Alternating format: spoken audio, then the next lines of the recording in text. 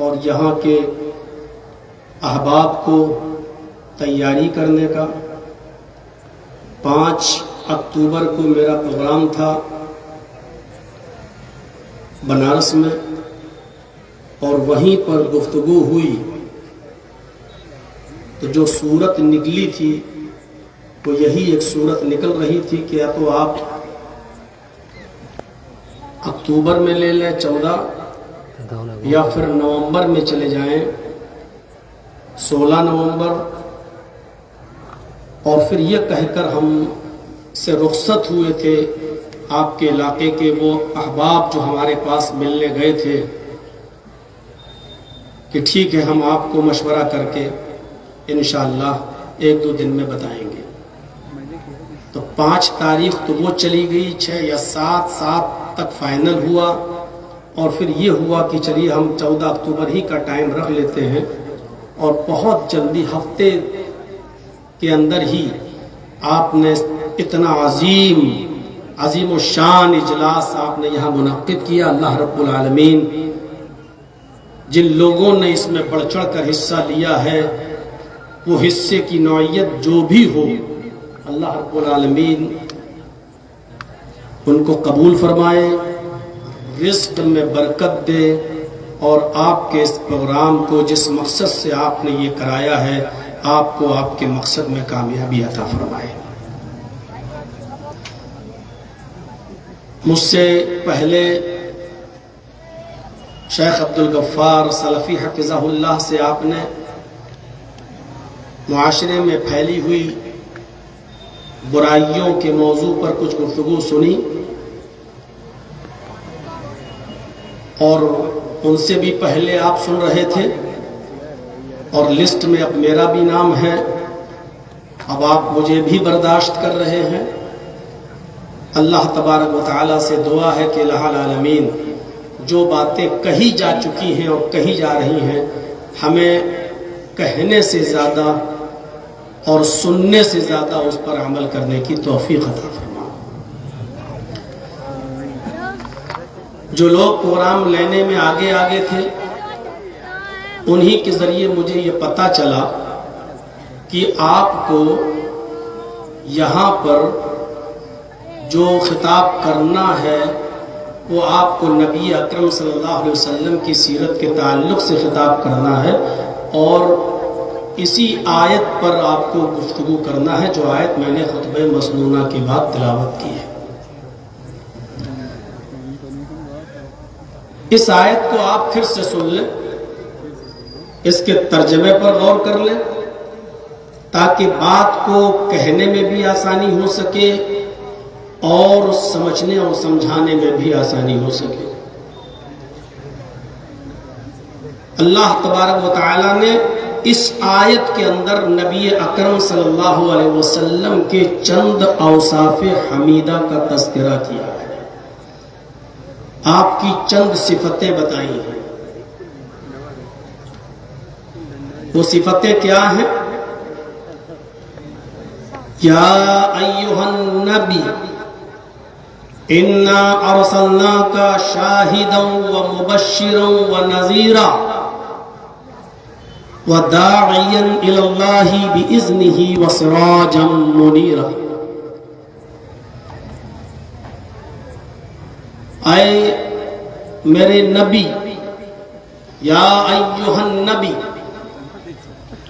اے میرے نبی، انا ارسلناک شاہدا ومبشرا ونذیرا، ہم نے آپ کو شاہد بنا کر بھیجا ہے، ہم نے آپ کو مبشر بنا کر بھیجا ہے، ہم نے آپ کو نذیر بنا کر بھیجا ہے۔ مبشر اچھے کاموں پر، ان کاموں کے کرنے والوں کو جنت کی بشارت دینے والا، اور برے کاموں کے کرنے پر برے لوگوں کو جہنم سے ڈرانے والا بنا کر بھیجا ہے۔ آئے میرے نبی، ہم نے آپ کو شاہد بنا کر بھیجا ہے، پہلی صفت۔ دوسری صفت، ہم نے آپ کو خوشخبری دینے والا، اچھے کام کرنے والوں کو ان کے اچھے کاموں پر بشارت دینے والا، جنت کی خوشخبری سنانے والا بنا کر بھیجا ہے۔ وَنَذِيرًا، لوگوں کو ان کے برے کاموں سے اور اس کے عذاب سے باخبر کر دینے والا، اس کے انجام سے باخبر کر دینے والا نذیر، ہم نے ڈرانے والا بنا کر بھیجا ہے۔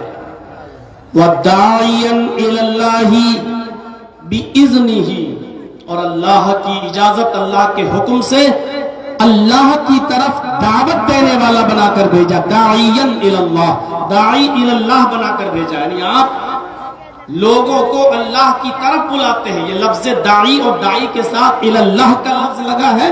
غور کیجئے گا، ابھی بعد میں جب ہم آئیں گے تو اس پر تھوڑی سی گفتگو چلے گی کہ آپ نے ہر موقع پر، ہر قیمت پر اور ہر حال میں، چاہے حالات کسی طریقے سے رہے ہوں، آپ نے لوگوں کو ہر قیمت پر اور ہر حال میں دعوت دی تو اللہ ہی کی طرف دعوت دی۔ وَدَاعِيًا إِلَى اللَّهِ بِإِذْنِهِ، اور ہم نے آپ کو داعی إِلَى اللَّهِ بنا کر بھیجا ہے۔ وَسِرَاجًا مُنِيرًا، اور روشن سورج بنا کر بھیجا ہے۔ سراجم منیرا، روشن چراغ بنا کر، روشن سورج بنا کر ہم نے آپ کو بھیجا ہے۔ باتیں آئیں گی میرے بھائیوں، ان اوصاف حمیدہ کو ایک ذہن میں رکھیے، اور پہلی چیز میں اٹھاتا ہوں، یا ایھا النبی انا ارسلناک شاہدا ومبشرا ونذیرا، اے میرے حبیب، اے میرے نبی، ہم نے آپ کو شاہد بنا کر بھیجا ہے۔ شاہد کا معنی ہوتا ہے گواہ۔ بہت سے لوگوں نے اس کی تفسیر کو توڑ مروڑ کر پیش کرنے کی کوشش کی، اور شاہد سے یہ مراد لینے کی کوشش کی کہ اے نبی، ہم نے آپ کو حاضر و ناظر بنا کر بھیجا ہے۔ اور انہوں نے دلیل یہ دی کہ جو شخص گواہ ہوتا ہے تو گواہی بھی وہی شخص دیتا ہے جو موقع واردات پہ حاضر ہو۔ مثلا جرجی صاحب کسی قتل کی گواہی دینے کے لیے کورٹ میں حاضر ہوئے، اور کورٹ نے ہم سے گواہی مانگی، تو ہم سے ہمارا اپوزٹ جو وکیل ہوگا وہ جرح کرتے ہوئے کہے گا، کیا آپ نے اس قتل کو دیکھتے ہوئے اپنی آنکھوں سے دیکھا ہے؟ کیا جس وقت یہ مرڈر ہو رہا تھا کیا آپ موقع واردات پہ موجود تھے؟ اگر میں نے کہہ دیا نہیں، گواہی کینسل، گواہی ختم، گواہی کی کوئی حیثیت نہیں۔ آپ گواہی دے رہے ہیں تو گواہ کو موقع واردات پہ ہونا ضروری ہے، وہاں موجود رہنا ضروری ہے۔ جب آپ موجود ہوں گے تبھی گواہی دیں گے۔ اسی سے کچھ لوگوں نے نقطہ نکالنے کی کوشش کی کہ محمد رسول اللہ جب گواہ ہے اور گواہی دیں گے تو گواہ تو وہی ہوگا جو حاضر و ناظر ہوگا، جب آپ حاضر ہی نہیں تو گواہی کیسے دیں گے؟ لہذا محمد رسول اللہ کو شاہد کے لفظ سے حاضر و ناظر بنا کر پیش کرنے کی کوشش کی گئی ہے۔ تھوڑی دیر کے لیے ان کے اس نقطے کو تسلیم بھی کر لیا جائے۔ یار بند کر دیجئے، لوگ اسی کو دیکھ رہے ہیں۔ ہو گیا، ایڈورٹائز ہو گیا آپ کا، بس۔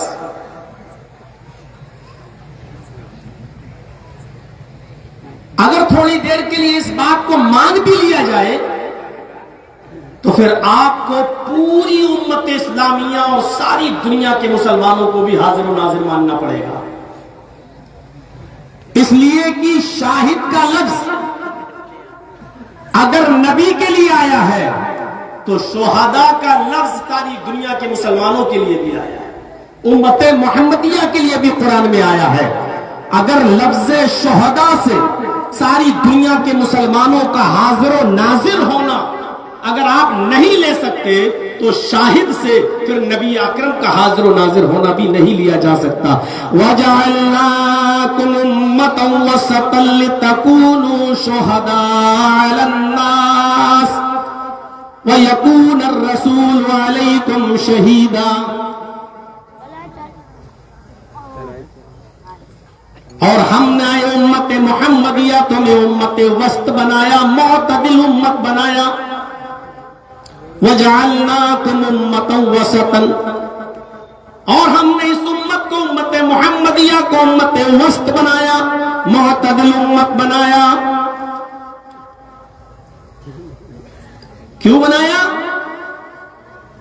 उम्मतन वसतन लितकूनु शुहदा अलन नास, ताकि आए उम्मत मुहम्मदिया तुम तमाम लोगों पर गवाह बन जाओ, ताकि आए उम्मत मुहम्मदिया तुम तमाम लोगों पर गवाह हो जाओ। देख रहे हैं, उम्मत मुहम्मदिया को गवाह कर अल्लाह तबारक व तआला कह रहा है कि तुम तमाम लोगों पर गवाह हो जाओ। अगर उम्मत मुहम्मदिया गवाही दे रही है और उम्म साबिका की गवाही देगी कि इसमें जो डराने वाले आए थे वो बरहक थे और डराने उन्होंने अपना काम पूरा किया, जब ये गवाही देगी तो क्या उम्मत मुहम्मदिया उस वक्त मौजूद थी? क्या हजरत नूह के जमाने में उम्मत मुहम्मद मौजूद थी? क्या हजरत इब्राहिम के जमाने में मौजूद थी? क्या हजरत मूसा और ईसा के जमाने में मौजूद थी? अगर नहीं थी तो फिर कैसे गवाही देगी? कैसे गवाही देगी? जबकि आपने ये उसूल बनाया है कि गवाह के लिए जरूरी है कि वो मौके वारदात पे मौजूद हो। जब उम्मत मुहम्मदिया मौजूद ही नहीं तो गवाही कैसे देगी? आप भी मानते हैं कि यहाँ उम्मत मुहम्मदिया को गवाह नहीं माना जाएगा, यानी हाजिर और नाजिर नहीं माना जाएगा। तो जब उम्मत मुहम्मदिया को हाजिर और नाजिर नहीं माना जाएगा तो वह यकून रसूल अलैकुम शहीदा, और रसूल तुम्हारे ऊपर गवाह हो जाए तो रसूलुल्लाह सल्लल्लाहु अलैहि वसल्लम को भी हाजिर और नाजिर नहीं माना जाएगा।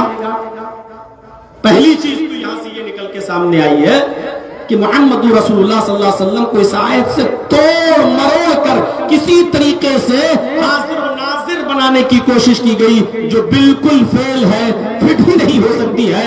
अगर इस आयत से और शाहिद के लफ्ज से और शहीद के लफ्ज से अगर नबी अकरम को हाजिर और नाजिर मानने की कोशिश कर रहे हो तो शुहदा के लफ्ज से उम्मत मुहम्मदिया को भी गवाह मानो, जो तुम नहीं मान सकते हो। क़यामत के दिन अल्लाह तबारक व तआला उम्म साबिक़ा के तमाम जो पहले की उम्मतें गुजरी हैं उनके काफिरों से पूछेगा, उन उम्मतों में जो काफिर थे उनसे पूछेगा, क्या तुम्हारे पास कोई डराने वाला आया था? क्या तुम्हारे पास हमने जो डराने वाला भेजा था वो आया था या नहीं? और उसने तुम्हारे सामने हमारी दावत को मुकम्मल तौर पे पहुंचाया या नहीं पहुंचाया? उसने अपने काम को, अपने मिशन को पूरा किया या नहीं किया? तो ये तमाम की तमाम लोग झुटला देंगे और कह देंगे कि ऐ अल्लाह, हमारे पास कोई डराने वाला नहीं आया था, हमारे पास कोई भी अल्लाह के अजाब से डराने वाला और दावत और तबलीग के लिए हमारे पास कोई भी शख्स नहीं आया था। तूने भेजा था लेकिन हमारे पास कोई डराने वाला नहीं आया था। तो अल्लाह तबारक व तआला उम्मत मुहम्मदिया से पूछेगा। इस आयत की तशरीह इमाम बुखारी रहमतुल्लाह अलैह यही नकल करते हैं कि फिर अल्लाह तबारक व तआला कयामत के दिन उम्मत मुहम्मदिया को तलब करेगा, बुलाएगा अपने सामने और कहेगा, आए उम्मत मुहम्मदिया बताओ, ये जो बोल रहे हैं ये सही बोल रहे हैं, झूठ बोल रहे हैं? देखिए, अब उम्मत मुहम्मदिया गवाही देगी। शुहदा का है, उम्मत मुहम्मद गवाही देगी। जब अल्लाह कहेगा उम्मत मोहम्मद बताओ इनके पास कोई डराने वाला आया था या नहीं आया था, तो उम्मत मोहम्मद कहेगी अल्लाह ये झूठ बोल रहे हैं, ये नूह की कौम, मूसा की कौम, ईसा की कौम, इब्राहिम की कौम, जकरिया, यहया, याकूब, इन तमाम लोगों की कौमें झूठ बोल रही हैं। आय अल्लाह, इनके पास डराने वाला आया था और उन्होंने अपनी दावत को, अपने मिशन को पूरा कर दिया, यानी तूने उनको जो दावत देकर भेजा था वो अपने दावत को पूरा कराए हैं, ये झूठ बोल रहे हैं। तो अल्लाह ताला कहेगा तमाम उम्म साबिका से, ये तो गवाही दे रहे हैं उम्मत मोहम्मद के लोग, ये तो कह रहे हैं कि डराने वाला आया था। तो ये तमाम की तमाम साबिका उम्मतों के ये काफिर झूठे लोग चीख पड़ेंगे, आय अल्लाह ये उम्मत मोहम्मद कैसे गवाही देगी? ये तो हमारे जमाने में थी नहीं, ये तो सबसे लास्ट में आई, जब मोहम्मद रसूलुल्लाह आए तो उसके बाद उम्मत मोहम्मद आई। आय अल्लाह, ये हमारे बारे में कैसे गवाही दे सकती है? ये तो हमें जानती ही नहीं हमारे पास कौन आया था कौन नहीं, फिर इनकी गवाही कैसे मान ली जाए? फिर पूछा जाएगा آئے امت محمد تم کس بنیاد پر گواہی دے رہے ہو جبکہ تم ان کے زمانے میں تو پیدا ہی نہیں ہوئے تھے؟ تب امت محمد یہ کہے گی کہ ہائے میرے پروردگار، ہمارے پاس ایک رسول آیا تھا، ہمارے پاس ایک پیغمبر آیا تھا، محمد رسول اللہ صلی اللہ علیہ وسلم خاتم النبیین کی حیثیت سے آئے تھے، ان کے اوپر جو تو نے کتاب نازل کی تھی قرآن کریم، اس قرآن نے ہمیں بتایا ہے، اور اللہ تبارک و تعالیٰ اے اللہ تو نے بذریعہ وحی محمد رسول اللہ کو خبر کر دی تھی، اور محمد رسول اللہ نے ہمیں بتلایا کہ تمام امم سابقہ کے اندر بھی ڈرانے والے آئے ہیں اور انہوں نے اپنے مشن کو پورا کر دیا۔ ہمیں تو اس رسول کے ذریعے پتا چلا ہے اور ہم اس رسول کے اوپر اپنے ذاتی مشاہدے سے زیادہ اعتبار کرتے ہیں، ہم اس رسول کے اوپر اپنی ذات سے زیادہ بھروسہ کرتے ہیں۔ اس رسول نے بھی اپنی طرف سے نہیں، اس رسول کو جو بذریعہ وحی بتلایا گیا ہے، تو نے ان کو جو بتلایا وہی بات ہمیں ہمارے پیغمبر نے ہمیں بتلائی ہے۔ اس بنیاد پر ہم گواہی دے رہے ہیں کہ یہ امت صادقہ جھوٹ بول رہی ہے۔ تب امت محمدیہ کی اس گواہی کے بعد محمد رسول اللہ صلی اللہ علیہ وسلم گواہی دینے کے لیے آئیں گے اور کہیں گے کہ میری امت بالکل صحیح بول رہی ہے۔ اے اللہ، میری امت نے جو گواہی دی ہے وہ بالکل صحیح گواہی دی ہے۔ اسی کو قرآن نے کہا ہے لتکون شہداء علی الناس، لتکونوا شہداء علی الناس، تاکہ تم اے امت محمد لوگوں پر گواہ ہو جاؤ، وَيَكُونَ الرَّسُولُ عَلَيْكُمْ شَهِيدًا، اور وہ رسول تمہارے اوپر بھی گواہ ہو جائے، وہ رسول تمہارے اوپر بھی گواہ ہو جائے، وہ رسول تمہارے اوپر۔ تو امت محمدیہ نے گواہی دی امم سابقہ کی، اور امت کی گواہی دی جناب محمد رسول اللہ صلی اللہ علیہ وسلم نے کہ میری امت بالکل صحیح بول رہی ہے۔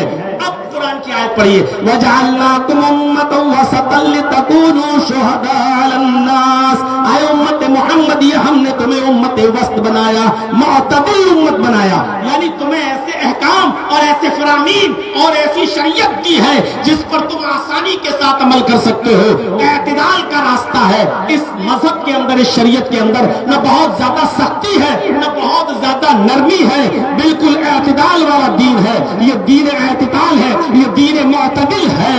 ہم نے تمہیں امت وسط بنایا، تم معتدل امت ہو، اور امتوں پر سختی تھی اور کسی پہ بہت زیادہ نرمی تھی، لیکن تمہیں ایسا بنایا نہ بہت زیادہ سختی ہے نہ بہت زیادہ نرمی، اور جو احکام تمہیں دیے ہیں وہ آسانی کے ساتھ بہت ہی خوبصورتی کے ساتھ تم ادا کر سکتے ہو۔ لِتَكُونُوا شُهَدَاءَ عَلَى النَّاسِ، ہم نے امت وسط، امت معتدل اس لیے بنایا تاکہ تم لوگوں پر گواہ ہو جاؤ، وَيَكُونَ الرَّسُولُ عَلَيْكُمْ شَهِيدًا، اور رسول تمہارے اوپر گواہ ہو جائے۔ ایک چیز اور سمجھ لیجیے، شاہد کے لیے، گواہ کے لیے موقع واردات پہ حاضر ہونا ضروری بھی نہیں ہے۔ ہم اور آپ بھلے ہی کہیں کہ اور کورٹ مانتی ہو، تم نے قتل کی گواہی دی، مرڈر کی گواہی دی، کیا تم نے چشمدید گواہ ہو اپنی آنکھوں سے دیکھا؟ اور ہم کہہ رہے ہیں نہیں، کورٹ ہماری گواہی نہیں مانتی ہے، لیکن یہ ضروری بھی نہیں ہے کہ گواہ موقع واردات پہ حاضر ہو۔ میں پوچھنا چاہتا ہوں تمام لوگوں سے جو گواہ کے لیے موقع واردات پہ حاضر ہونا ضروری مانتے ہیں اور اس بنیاد پر نبی اکرم کو حاضر و ناظر مانتے ہیں، میں پوچھتا ہوں کہ آپ بھی تو گواہی دیتے ہو اور یہ کہتے ہو اشہد ان لا الہ الا اللہ، میں گواہی دیتا ہوں، گواہ تو آپ بھی ہو نا، میں گواہی دیتا ہوں اللہ کے علاوہ کوئی معبود نہیں، تو کیا آپ نے اللہ کو دیکھا ہے؟ اب آپ کہو گے ارے صاحب اللہ کو کون دیکھتا بھائی، دنیا کی کوئی نگاہ اللہ کو دیکھ ہی نہیں سکتی۔ مولانا جرجی صاحب آپ کی بات غلط ہے، یہ مثال کیسی آپ پیش کر رہے ہو؟ چلیے چھوڑ دیجئے اس مثال کو، آپ اس سے ہٹ کر دوسری بھی گواہی دیتے ہو، اشہد ان محمدن عبدہ ورسولہ، اور میں اس بات کی بھی گواہی دیتا ہوں کہ محمد اللہ کے بندے اور اس کے رسول ہیں۔ آپ رسول اللہ کی بھی گواہی دیتے ہیں کہ میں گواہی دیتا ہوں کہ محمد اللہ کے بندے اور اس کے رسول ہیں۔ میں پوچھتا ہوں کیا آپ نے محمد رسول اللہ کو دیکھا ہے؟ کیا جس وقت رسول اللہ نے رسالت کا دعویٰ کیا تھا اور اس دنیا میں رسول کی حیثیت سے آئے، کیا اس وقت آپ موجود تھے؟ نہیں، اور جب نہیں تھے تو آپ سکتے ہو, موجود ہونا ضروری نہیں ہے. نبی کی بغیر موجودگی میں آپ گواہی دے سکتے ہو, تو اس سے یہ صاف ظاہر ہوتا ہے کہ گواہ کے لیے ضروری نہیں ہے کہ وہ موقع واردات پہ حاضر ہو. کسی سچے آدمی کی گواہی پر گواہی دے دینا بھی گواہی مانی جاتی ہے. جیسے نبی اکرم صلی اللہ علیہ وسلم جب بیت المقدس گئے اور وہاں سے آئے اور آپ ہو کے آئے سفر معراج پر, اور اس کے بعد میں آئے اور کہا لوگوں میں نے بیت المقدس کا سفر کیا اور وہاں سے پھر میں نے جنت و جہنم کا معائنہ کیا اور دیکھ کر آیا اور رات یہ ساری چیزیں, تو کافروں نے ماننے سے انکار کر دیا. وہ دوڑتے ہوئے ابو بکر صدیق رضی اللہ تعالیٰ عنہ کے پاس آئے اور کہا, اے ابو بکر صدیق, کیا اب بھی آپ اپنے ساتھی کو سچا مانو گے؟ یہ بتاؤ کہ یہاں سے بیت المقدس کی دوری کتنی ہے؟ اگر کوئی شخص اپنے گھوڑے پر اونٹ پر بیٹھ کے سفر کرنا چاہے تو اس کو بیت المقدس کا سفر کرنے میں کتنا ٹائم لگے گا؟ فرمایا آنے جانے میں تقریباً 1 مہینے کا سفر کا 1 مہینہ لگے گا. آپ بھی مانتے ہو؟ کہاں.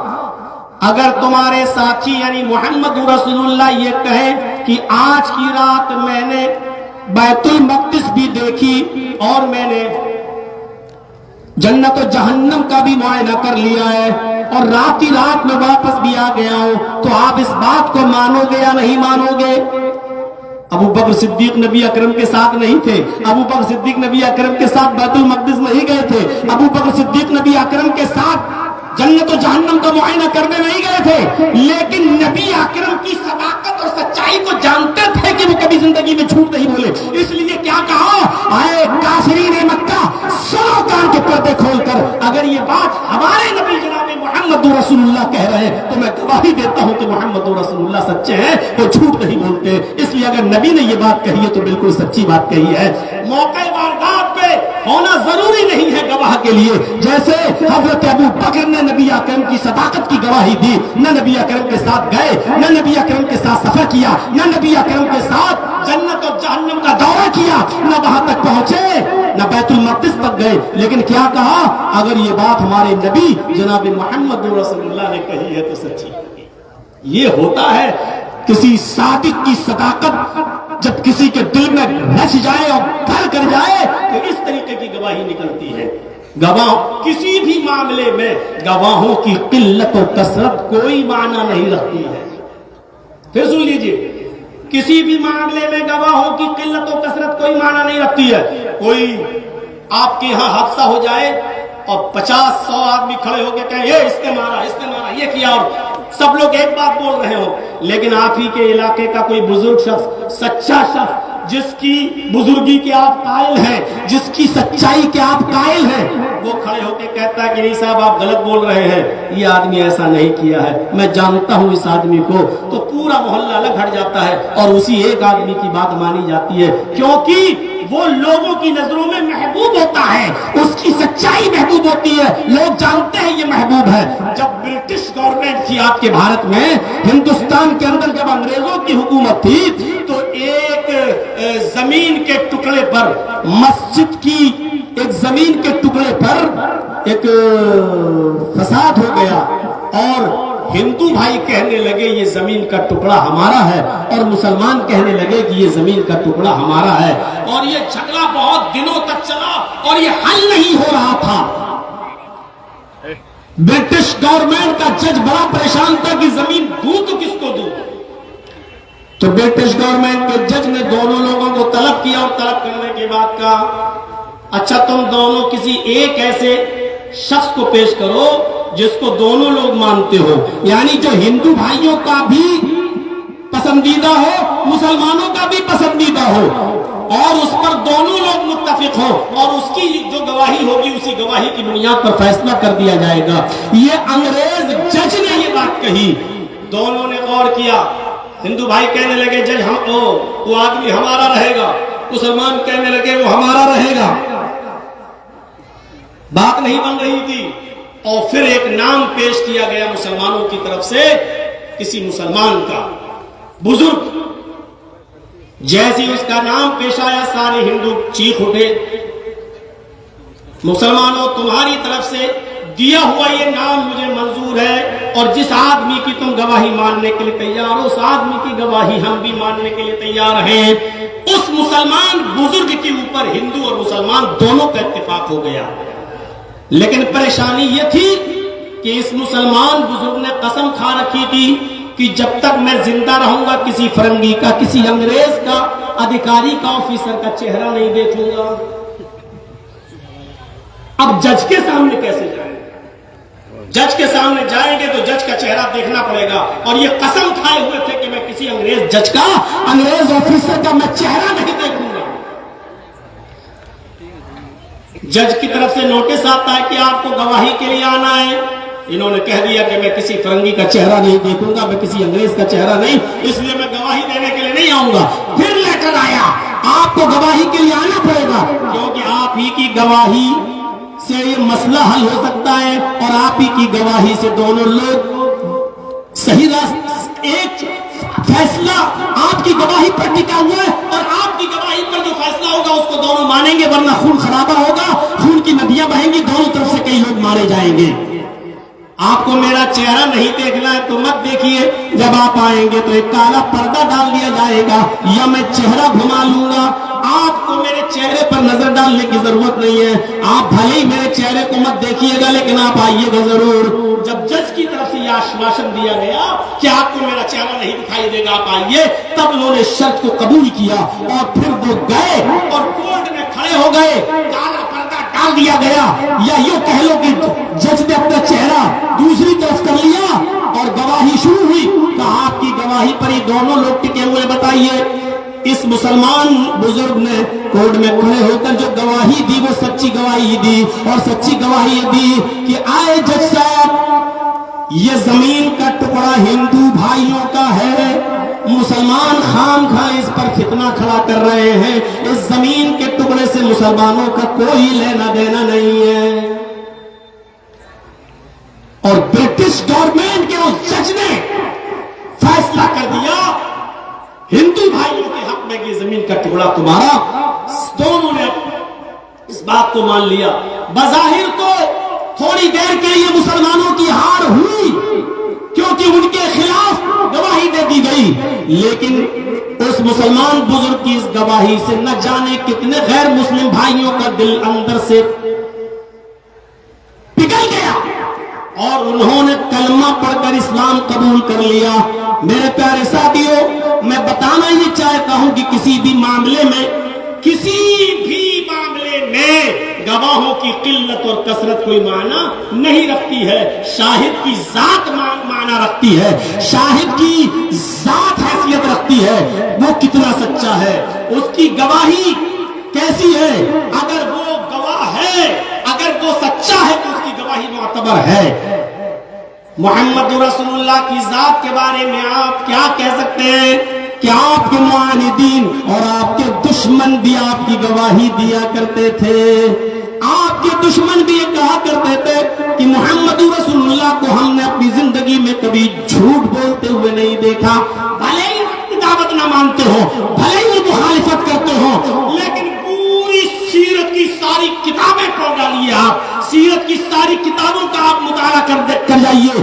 آپ کو آپ کے دشمنوں کی ایک تاریخ ملے گی، آپ کو آپ کے دشمنوں کے بہت سے واقعات ملیں گے. آپ کے دشمنوں نے آپ کے ساتھ یہ کیا، یہ کیا، یہ کیا. پوری سیرت کی کتابیں بھری پڑی ہوں گی، لیکن کوئی ایک نبی کا دشمن ایسا نہیں ملے گا جو یہ کہہ سکے کہ محمد رسول اللہ کو کبھی جھوٹ بولتے ہوئے بھی کسی.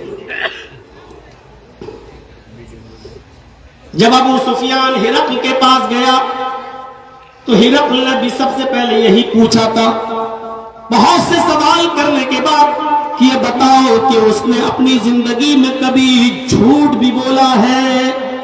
جس کے جواب میں ابو سفیان نے جو کہا تھا وہ یہ کہا تھا کہ یہی تو خصوصیت ہے اس کی کہ میں نے اس کو اپنی پوری زندگی کے اندر، پوری زندگی میں جب سے اس کو لوگوں نے دیکھا ہے، اس کے اندر کبھی جھوٹ بولنے کی صفت نہیں پائی ہے. وہ کبھی جھوٹ نہیں بولتا ہے، اس نے کبھی لوگوں سے جھوٹ نہیں بولا.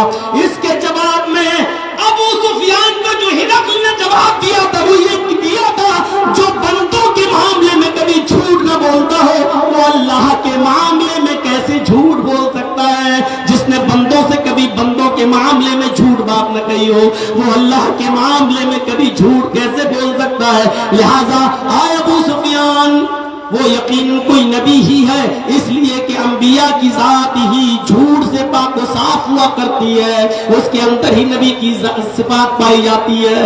میرے پیارے ساتھیوں، یہ ہرقل کو جواب دیا تھا، ہرقل نے جواب دیا تھا ابو سفیان کو۔ گئے تو تھے شکایت لے کے، گئے تو تھے پوری کمیاں بھانڈا پھوڑنے کے لیے اور کمیاں بتانے کے لیے، لیکن ہرقل نے جب سوال کیے تو ہر سوال کا جواب مثبت، یعنی آپ کے دشمن بھی اس بات کا کہ قائل تھے کہ محمد رسول اللہ کو جھوٹ بولتے ہوئے کبھی نہیں دیکھا۔ یہ شاہد کی ذات ابھی شاہد ہے، ابھی مبشر ہے، پھر نذیر ہے، پھر داعی اللہ ہے، پھر اس کا بھی تو اللہ مغفر لہ یہی پڑھنا۔ تو میرے بھائیوں سوچئے گا یہ بات، ابو سفیان کو یہ جواب، سب سے بڑا دشمن تو اللہ کے رسول کا ابو جہل تھا، کاٹو تو خون نہیں، موقع لگے تو کیا نہ کرے، اپنے علاقے کے اوباش اور چھوٹے چھوٹے بچوں کو بہکا کر اونٹ کی اوجھڑیاں دے کر ان کے ہاتھوں میں کہتا تھا کہ جب محمد سجدے میں چل جائیں تو ان کے سر پہ ڈال دینا۔ وہ ساری سیرت کی کتابوں میں بھری پڑی ہے، دیکھ لیجئے گا میرے بھائیوں۔ وہ ابو جہل، لیکن جب اس سے پوچھا گیا کہ آخر محمد رسول اللہ کی دشمنی کی وجہ کیا ہے، کیا نبی اکرم کو کبھی جھوٹ بولتے ہوئے بھی تم نے دیکھا ہے؟ ابو جہل جیسے دشمن کا جو اعتراف تھا نبی کی ثقافت اور نبی کی صداقت کے سلسلے میں وہ یہ تھا کہ نہیں، میں محمد رسول اللہ کو غلط نہیں کہہ رہا ہوں، میں محمد ابن عبداللہ کو جھوٹا نہیں کہہ رہا ہوں، محمد ابن عبداللہ جو دعوت پیش کرتا ہے ہمارا دل اس دعوت پر نہیں بیٹھتا، ہم اس دعوت کے خلاف ہیں، وہ جو چیز سناتا ہے ہم اس کے خلاف ہیں، لیکن محمد کو میں جھوٹا نہیں کہتا ہوں۔ غور کرو، نبی کا سب سے بڑا دشمن، نبی کی زندگی کا سب سے بڑا دشمن میرے بھائیوں، جس نے پوری زندگی نبی اکرم کو پریشان کر کے رکھا تھا، لیکن نبی اکرم کو جھوٹا کہنے کی کوشش اس نے بھی نہیں کی، نبی اکرم کے سلسلے میں وہ بھی نہیں کہہ سکا کہ نبی اکرم کو میں نے کبھی جھوٹ بولتے ہوئے دیکھا۔ جب کل دعوت و تبلیغ کا حکم محمد رسول اللہ کو دیا گیا، وَأَنذِرْ عَشِيرَتَكَ الْأَقْرَبِينَ نازل ہوئی، ابھی چپکے دعوت دیا کرتے تھے، چوری چوری دعوت دینے کا کام تھا، کبھی اس کے گھر پہ بلا کر، کبھی اپنے گھر پہ بلا کر، ابھی اعلیٰ لیلان دعوت نہیں دی جا رہی تھی۔ جب کھل کر دعوت و تبلیغ کا حکم ملا کہ جائیے اپنے رشتہ داروں کو، اپنے گھر والوں کو ڈرائیے، اور اس آیت کے بعد جب کوہ صفا پر محمد رسول اللہ صلی اللہ علیہ وسلم چل جاتے ہیں اور ایک ایک کر کے تمام لوگوں کو اکٹھا کر لیتے ہیں، اس صفا پہاڑی کے نیچے جتنے بھی لوگ جمع ہوئے، نبی اکرم ان تمام حاضرین کو مخاطب کر کے کہتے ہیں، غور کرو، ان تمام حاضرین کو مخاطب کر کے کہتے ہیں، اے لوگوں، آج میری بات کو سننے کے لیے تم یہاں جمع ہوئے، مجھے سب سے پہلے یہ بتاؤ کہ میں اس پہاڑی کے اوپر چڑھا ہوں، اس پہاڑی سے جھانک کر دیکھتا ہوں تو اس پہاڑی کے پیچھے ایک وادی ہے، اس پہاڑی کے نیچے ایک وادی ہے، گفا ہے، کھائی ہے، اگر میں تم سے یہ کہوں کہ اس وادی کے پیچھے ایک لشکر چھپا ہوا ہے، اگر میں یہ کہوں ہے نہیں، اس وادی کے اندر کوئی لشکر چھپا نہیں ہے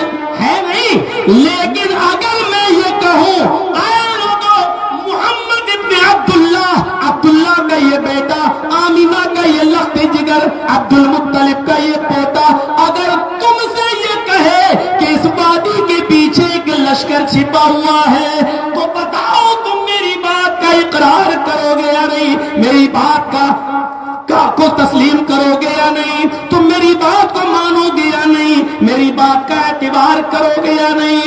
تمام لوگوں نے کہا قالوا بلا، ہاں کیوں نہیں، اگر آپ کہیں گے تو ہم کیوں نہیں مانیں گے، بتائیے اگر کوئی لشکر چھپا ہے تو ہم اس سے بچ بچنے کا انتظام کر لیں, ہم اس سے اپنے آپ کو محفوظ کرنے کا انتظام کر لیں. آپ نے کہا نہیں, اس وادی کے اندر کوئی لشکر نہیں چھپا ہے. پھر بتاؤ, اگر میں یہ کہوں کہ اس وادی کے پیچھے ایک لشکر ہے تو مانو گے یا نہیں؟ کہنے لگے کیوں نہیں مانیں گے؟ فرمایا بتاؤ کیوں مانو گے؟ میں کہہ رہا ہوں اس وادی کے پیچھے کوئی لشکر نہیں ہے, لیکن پھر بھی کہہ رہا ہوں کہ میری اگر میں کہہ دوں ہے تو مانو گے یا نہیں؟ اس کی وجہ کیا ہے؟ کس انداز سے لوگوں سے اقرار کروایا پہلے بتاؤ, اس کی وجہ کیا ہے؟ میری بات مانو گے تو کیوں مانو گے؟ میری بات تسلیم کرو گے تو کیوں کرو گے؟ اس کی وجہ کیا ہے؟ سارے کے سارے چیخ پڑے, قالوا ما جربنا الا علیک صدقا. اے محمد صلی اللہ علیہ وسلم, ہم آپ کی بات اس لیے مانیں گے کیونکہ آپ کی 40 سالہ زندگی کا ریکارڈ ہمارے سامنے, ہماری پوری زندگی کا ریکارڈ آپ کا ہمارے سامنے. آپ اپنی پوری زندگی میں ہم سے, ہمارے سماج, معاشرے اور سوسائٹی سے ما جربنا علیک الا صدقا, آپ نے کبھی جھوٹ نہیں بولا, آپ نے کبھی کسی سے جھوٹی بات نہیں کہی. یہ تھا اعتراف اس شاہد کا, اس گواہ کا, اس کی ثقافت پر, اس کی صداقت پر کہ دشمن نیچے کھڑے ہیں, سارے کے سارے بڑے بڑے قبیلے کے لوگ, معزز لوگ کھڑے ہیں اور کیا کہہ رہے ہیں؟ قالوا